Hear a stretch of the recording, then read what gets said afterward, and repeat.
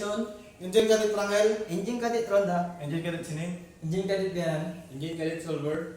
And for now, we will discuss the unwanted and invasive species in a maritime environment. Unwanted and invasive species in the maritime environment pose significant ecological and economic threats.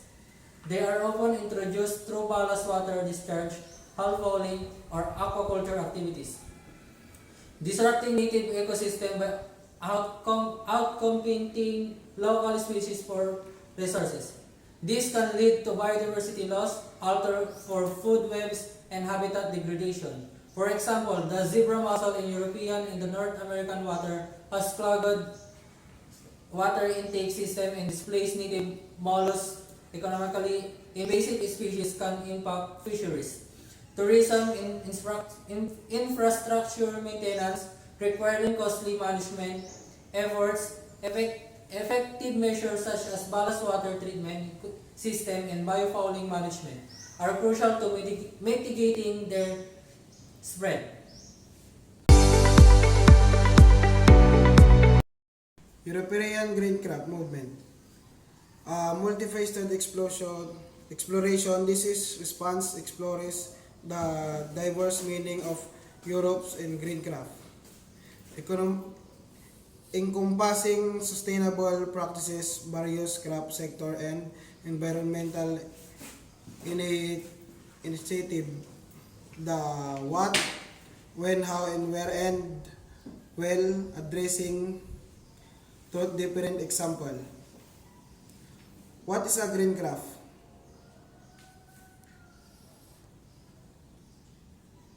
Europe green crab in Europe to a broad range of activities promoting sustainability within traditional and modern crab.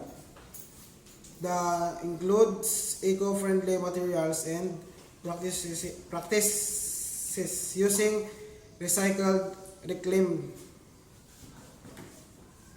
Our sustainability source materials, minimizing waste, employing low impact production methods, sustainable tourism, promoting eco-conscious travel to crop-focused destinations, supporting local artisans, and minimizing the environment impact of tourism. Circular economies initiative, designing and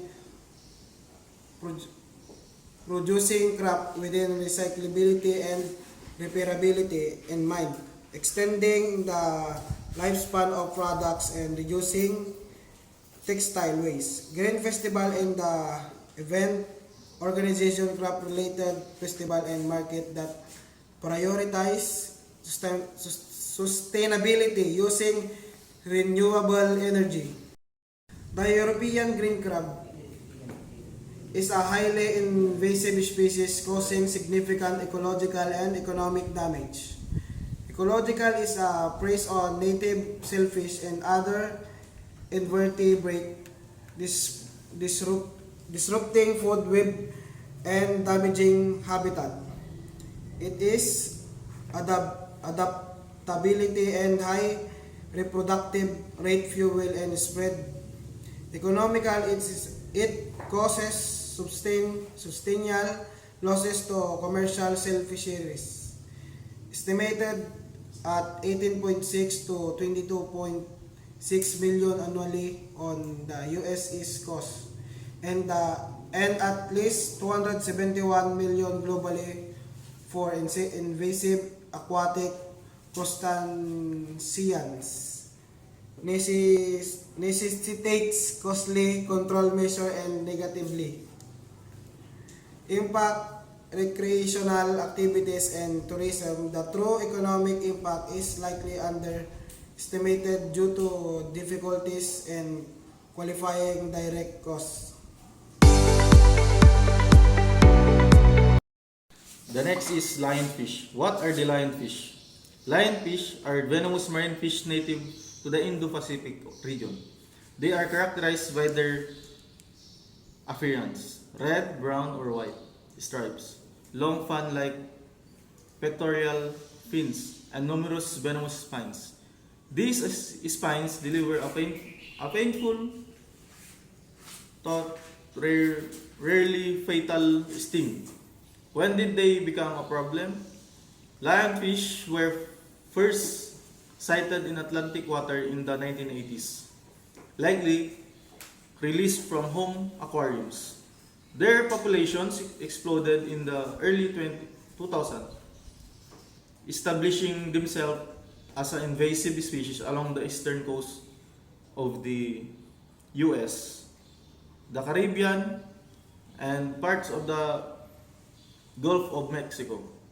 How did they spread? The exact mechanism of their introduction to the Atlantic is uncertain, but accidentally or intentionally released from aquariums are the most likely culprits. Their rapid spread is attributed to a lack of natural predators in the Atlantic. A high reproductive rate, female can release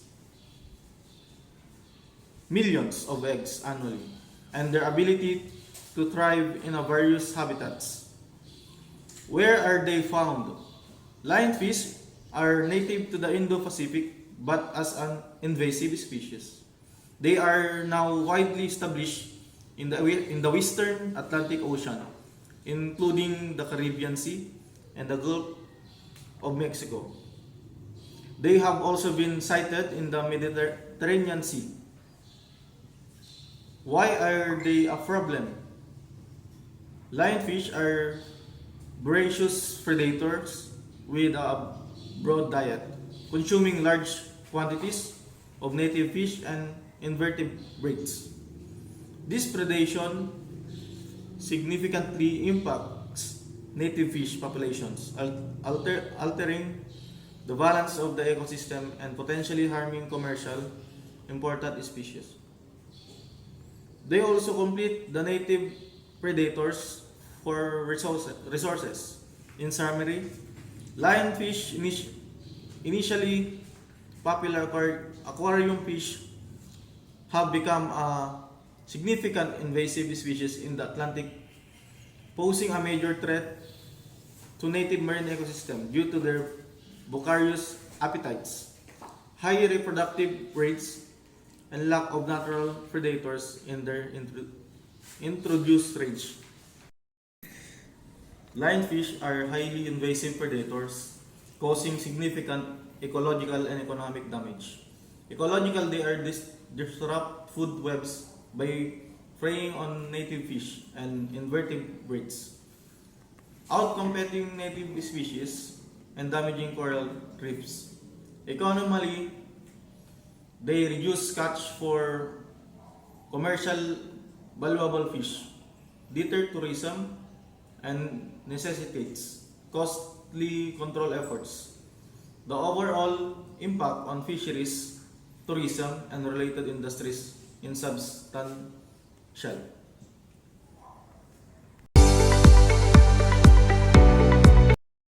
The next one is, what are zebra mussels? Zebra mussels are small fingernail-sized freshwater mussels, named for the distinctive shapes, shell with alternating light and dark stripes. Though not all exhibit this pattern. They are filter feeders, consuming phytoplankton and other microscopic organisms. Zebra mussels are native to Eurasia. They were first discovered in the Great Lakes of North America in 1988, likely introduced through ballast water discharged from transatlantic cargo ships. Since then, they have rapidly spread throughout many waterways in eastern United States. Zebra mussels spread primarily through the transportation of their microscopic larvae in the water. This can occur through ballast water of ships, recreational boats, and other water-related equipment. Adult mussels can also survive out of water for several days, clinging to both hulls and other surfaces. They high reproductive rate. A single female can produce up to 1 million eggs per year, contribute to their rapid spread. Zebra mussels are now widespread invasive species in many parts of North America, particularly in the Great Lakes region and the eastern Mississippi River drainage. They have also been found in other areas, including part of the western United States. Zebra mussel are significant invasive species due to several factors. Ecological damage. They outcompete native mussels for food and space, altering the aquatic food web.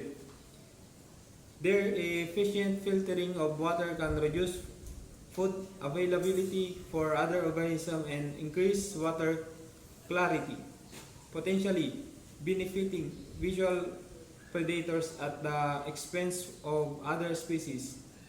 Economic impacts. They clog water intake pipes in power plants and other infrastructure, requiring costly removal efforts. They can also attach to boat and other equipment, reducing efficiency and causing damage. Recreational impacts. They can make beaches and swimming areas less enjoyable due to their sharp shells. In summary, zebra mussels are a highly invasive species causing significant ecological and economic damage across the North America. Their rapid spread and prolific reproduction make them a persistent threat to freshwater ecosystem. Zebra mussels are highly invasive, causing significant ecological and economic damage. Ecologically, they disrupt food webs by consuming vast quantities of plankton, reducing food for native species. Economically, their clog water intake pipes, damage infrastructure, and reduce recreational value, resulting in millions of dollars in cost annually. And the next is the killer algae. The killer algae is a common name for the seaweed species Colerpa taxifolia. It is a fast-growing invasive species that can outcompete native algae and seagrasses, disrupting marine ecosystem. It is also toxic to many marine animals. When did it become a problem? The Colerpa taxifolia is a native to the Indian Ocean, but it was introduced to the Mediterranean Sea in the 1980s. Then, likely through aquarium releases. It has since spread to other parts of the world, including the Southern California. Then, how did it spread? The Colerpa taxifolia spread through fragmentation. Even small pieces of the algae can grow into new plants. It can also be transported in ballast water of ships, on boat hulls, and through the aquarium trade. Where it found? The Colerpa taxifolia is found in the Mediterranean Sea, Southern California, and the other parts of the world. It prefers warm, shallow waters. Why is it a problem? The Colerpa taxifolia, the problem cause is the outcompetes native species. It grows quickly and forms dense mass that they smother other plants and animals. Then the next is the toxic. It contains a toxin that can harm marine life. It disrupts ecosystem.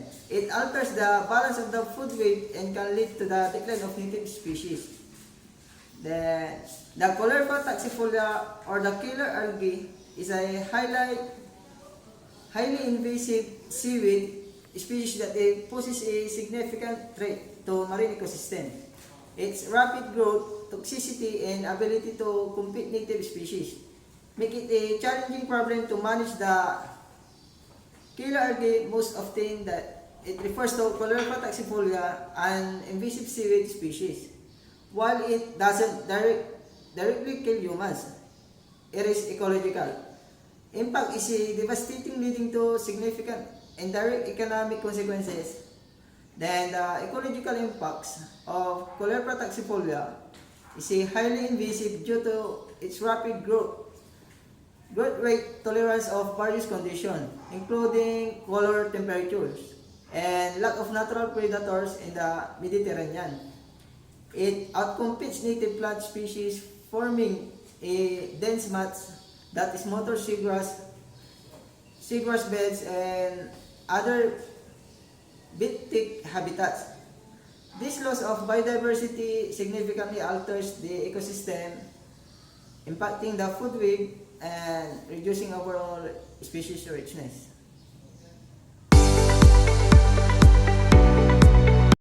The next is sea walnuts. What is sea walnuts? The sea walnuts, significantly known as Myomopsidae, as a comb jelly, not a true jellyfish. It's a gelatinous planktonic marine invertebrate belonging to the phylum unlikely jellyfish. Sea walnuts lack stinging cells. Instead, they use sticky cells called bas on their tentacles to capture prey. They are often described as having a walnut-like shape and are translucent, sometimes exhibiting bioluminescence. When did it become invasive? Sea walnuts are native to the western Atlantic Ocean along the coastal of North and South America. However, they are become significant invasive species in the 1980s after becoming introduced to Black Sea, likely to ballast water from the ship. Sequentially, they spread at other areas, including the Caspian Sea, the Mediterranean Sea, part of the Baltic and North Sea. How does it spread? They are spread and primarily facilitated by transport of their larvae and ballast water. Ships, their highly productive rate, ability to self-fertilize also contribute to the rapid population growth. Why they are found? Native range, East coastal of North and South America. To the invasive range, the Black Sea, Azov Sea, Mara Sea, western coast of Sweden, southern and northern Baltic Sea, and western Mediterranean Sea. Invasive sea walnuts are significant problems because they are vicious predators. Zooplanktons consuming to 10 times their weight daily, their predation depleting zooplanktons population. Impacting fish population, they rely on the same food source, leading to collapse in fisheries. They are considered one of the world's 100 worst invasive species. The invasive sea walnuts cause significant economical damage. Economically, it depletes zooplanktons, implanting fish populations, and disrupting food web. Economically, they lead to reduced fish catches and impact the fishery and related industry. Controlling effects cause the and effective.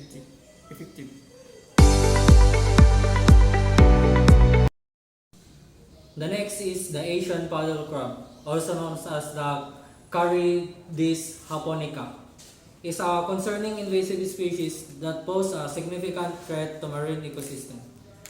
Here's a summary of its characteristic and potential impacts. First is the appearance. They can grow up to the 120 millimeter in carapace width. Their coloration varies ranging from the pale to olive green, brown, and purple. They have a distinctive sharp spine with between their eyes and 6 spines along each side of their shell.